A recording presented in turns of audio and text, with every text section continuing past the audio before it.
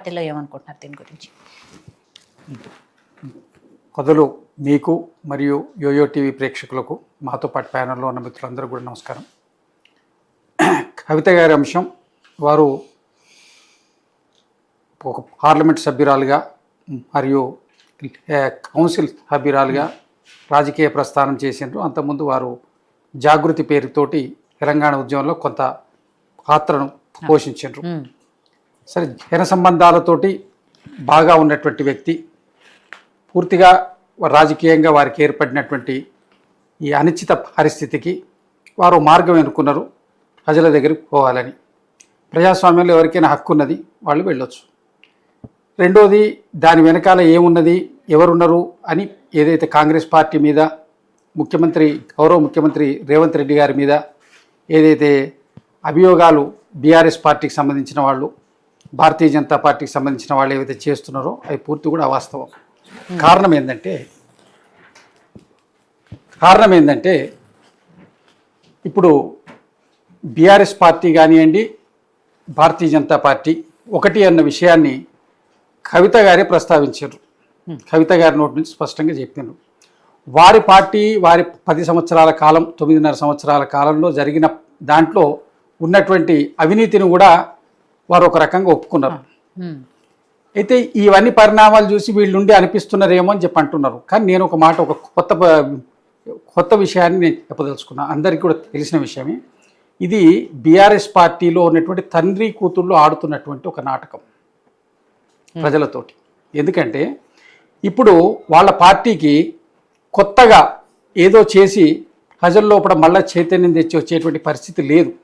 First ఉద్యమం పేరు మీద తెలంగాణ వచ్చింది, ఉద్యమం చేసిన దాని మీద ఒకసారి ఇచ్చిండ్రు. రెండోసారి కొంత అభివృద్ధి చూపించిండు, మళ్ళీ ఆయన ఈ అభివృద్ధి పూర్తి కావాలంటే కేసీఆర్ గారికి అవకాశం ఇవ్వాలన్న దాని మీద ఇచ్చిండ్రు. ఇప్పుడు కాంగ్రెస్ పార్టీని కానివ్వండి, కొద్ది గొప్ప బలోపేతమవుతున్నటువంటి భారతీయ జనతా పార్టీని కానివ్వండి, ఎట్లా ఎదుర్కోవాలనే దాని మీద ఇప్పుడు ఏదో బీసీ నినాదం వచ్చింది. బీసీ నినాదం కాంగ్రెస్ పార్టీ ఒక చిత్తశుద్ధితోటి చేసే ప్రయత్నం చేస్తుంది. దీన్ని ఏ విధంగా హైజాక్ చేయాలి? ఈ అగ్రవర్ణాల యొక్క అన్యాయం వల్ల 60-70 సంవత్సరాల నుంచి మేము అణగారిపోతున్నామని బీసీ సామాజిక వర్గం ఒక దిక్కుంటే, దానికి నాయకత్వం నేను వహిస్తా అని ముందుకు ఆమె వస్తుంది. దాన్ని మరి బీసీ సమాజం ఎంతవరకు, బీసీ నాయకత్వం ఎంతవరకు అంగీకరిస్తా అనేది మొదలు చూడాలి. తర్వాత వీళ్ళు ఏంటంటే ఈ బీసీ ఉద్యమాన్ని హైజాక్ చేసి మళ్ళీ ఒక సమయంలో తండ్రేనే కూతురేనే ఎప్పుడైనా కలుస్తారు. దాంట్లో ప్రత్యేకంగా వీళ్ళు కలవకపోవడానికి ఏముంది? ఏదో ఒక అంటే అన్ని రాజకీయాల్లో ఎవరు శాశ్వత శత్రువులు కానీ శాశ్వత మిత్రులు కానీ ఉండరు. తండ్రి కూతుళ్ళేనే దాంట్లో కలవడానికి ఏముంది? ఇప్పుడు ప్రస్తుతం సమాజాన్ని తప్పుదావ పట్టించడం కోసం వీళ్ళు ఇది బీసీ ఉద్యమాన్ని హైజాక్ చేసి బీసీలంతా కూడా పూర్తి కాంగ్రెస్ పార్టీ వైపు, మళ్ళీ రేపైన భారతీయ జనతా పార్టీ కూడా కేంద్రంలో యాక్సెప్ట్ చేసి 9th షెడ్యూల్లో చేల్చి బీసీ రిజర్వేషన్స్ కింద ఇస్తే ఇక్కడ భారతీయ జనతా పార్టీ, కాంగ్రెస్ పార్టీ తప్ప బీఆర్ఎస్ పార్టీ నామరూపాలు లేకుండా పోయే అవకాశం ఉన్నది. కాబట్టి వాళ్ళు లోక్పాయకారి ఒప్పందం భారతీయ జనతా పార్టీతో పెట్టుకొని బీసీ రిజర్వేషన్స్ అమలు జరగకుండా చూస్తూ కేసీఆర్ గారు వదిలినటువంటి చాణక్య నీతిలో భాగంగా కేసీఆర్ గారు వదిలినటువంటి బాణం కవిత. దీంట్లో ఎలాంటి సంశయం లేదు. వాళ్ళు ఏదో గొడవ పెట్టుకున్నట్టు, ఆయన భావన పెట్టినట్టు, అన్నట్టు అవతలకు వచ్చిన. మరి ఇప్పుడు వాళ్ళు చేసే అవినీతి గురించి ముందు వచ్చి ప్రస్ఫుటంగా మాట్లాడి మా వాళ్ళు దీంట్లో ఇంత తిన్నారు, దాంట్లో ఇంత తిన్నారు. ఇప్పుడు జగన్మోహన్ రెడ్డి, షర్మిల గారు అక్కడ గొడవ పడుతుందంటే ఓపెన్ ఫైట్, స్ట్రీట్ ఫైట్ చేస్తున్నారు వాళ్ళు.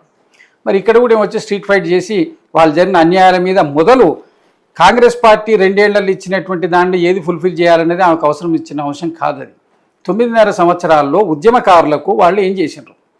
ఇప్పుడు రామ్మూర్తి గారు మాట్లాడుతూ ఏం చెప్పారంటే 9.5 సంవత్సరాల్లో జరుగుతున్న ప్రక్రియ 1200 మందికి న్యాయం చేయడానికి వారికి 9.5 సంవత్సరాల సమయం సరిపోలేదు. మేము 2 సంవత్సరాల్లో మాత్రం పూర్తి చేయకపోవడం తప్పు, ఘోరమైన తప్పిదం. అది 9.5 సంవత్సరాల్లో వాళ్ళు పట్టించుకోకపోవడం తప్పు కాదు, ఐడెంటిఫై చేయకపోవడం తప్పు కాదు, వాళ్ళకు స్థలాలు ఇవ్వకపోవడం కానీ, ఇండ్లు ఇవ్వకపోవడం కానీ, వాళ్ళకు ఉపాధి ఇవ్వలేము, అదేది కూడా తప్పు కాదు. 20 సంవత్సరాలు, 2 సంవత్సరాలు పూర్తి కాలే, 21 నెలలు 22 నెలలు అయింది. ఈ కాలంలో మాత్రం మేము చేయకపోవడం ఘోర తప్పిదం వాళ్ళు చెప్తున్నటువంటి ఇది.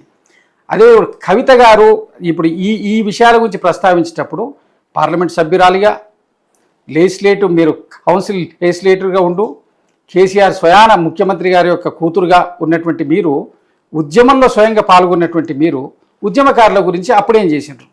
అప్పుడు ఏదో చేయని వాళ్ళు ఇప్పుడేం చేస్తారు మీరు? ఇప్పుడు రేపు మీకు అధికారం వస్తున్నాం, మళ్ళీ మీరు ఏమైనా అధికారంలోకి వచ్చి చేస్తే మేము చేస్తామని చెప్పడం ఇది ఒక రకమైనటువంటి దోబుచ్చులాట. కేవలం మభ్యపెట్టడానికి, ప్రజలను మభ్యపెట్టడానికి, ఉద్యమకారులను మభ్యపెట్టడానికి, తెలంగాణ ప్రజలను ఎట్లా మోసం చేయాలనేది వాళ్ళకి అలవాటైంది. దాంట్లో భాగంగా ఇప్పుడు పార్ట్ 1 అయిపోయింది, పార్ట్ 2 ఇప్పుడు కవిత గారు తీస్తున్నారు దాన్ని. ఇప్పుడు అన్ని ఇవి వస్తున్నాయి కదా సినిమాలు, పుష్ప 1, 2 ఇట్లా వచ్చినట్టు వీళ్ళు ఇప్పుడు పార్ట్ 2 ఈమె ఇప్పుడు దీనికి ఒక స్క్రిప్ట్ రెడీ చేసింది. కేసీఆర్ గారు దాని వెనకాల చాణక్య నీతులు ఆయన ఒకటి చేసిండు, ఆమెను వదిలిపెట్టిండు, అయిపోయింది. ఇక లోపాయకారిగా ఇదంతా భారతీయ జనతా పార్టీ వీళ్ళు ఒకటే.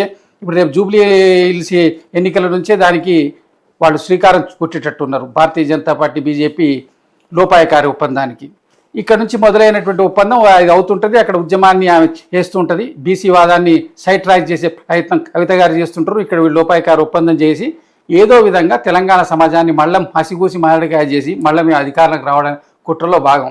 కాంగ్రెస్ పార్టీకి వాళ్ళ యొక్క అంతర్గత వ్యవహారాల మీద కానివ్వండి, వాళ్ళ కుటుంబ విషయాల మీద కానీ పట్టించుకోని ఆవశ్యకత కానీ లేదు. మాదొక 130-140 సంవత్సరాల చరిత్ర కలిగినటువంటి పార్టీ. మాకు బలమైనటువంటి పునాదులు ప్రతి గ్రామాల్లో దేశవ్యాప్తంగా ఉన్నటువంటి పార్టీ మాది. ఇంతకుముందు వారు మాట్లాడుతూ 2-3 రాష్ట్రాల్లో అధికారం ఉన్నమాట వాస్తవం అయి ఉండొచ్చు. 2 సీట్లున్న భారతీయ జనతా పార్టీ వాళ్ళ దేశాన్ని రూల్ చేస్తుంటే మేము ఇంతకాలం ఇంత నెట్వర్క్ ఉన్నవాళ్ళం ఏ క్షణాన్ని ఎప్పుడైనా రావచ్చు. మొన్న ఒక 20-30 సీట్లు వచ్చుంటే ఇవాళ ఎన్డీఏ ఇప్పుడు ఇండియా కూటమి వాళ్ళ అధికారంలో ఉండేది. రేపు కూడా ఈ 5 ఏళ్లలోపు ఏం జరిగేది తెలియదు. కాబట్టి బీహార్ ఎన్నికల తర్వాత రాజకీయ పరిణామాలు చాలా విధంగా మారిపోతున్నాయి.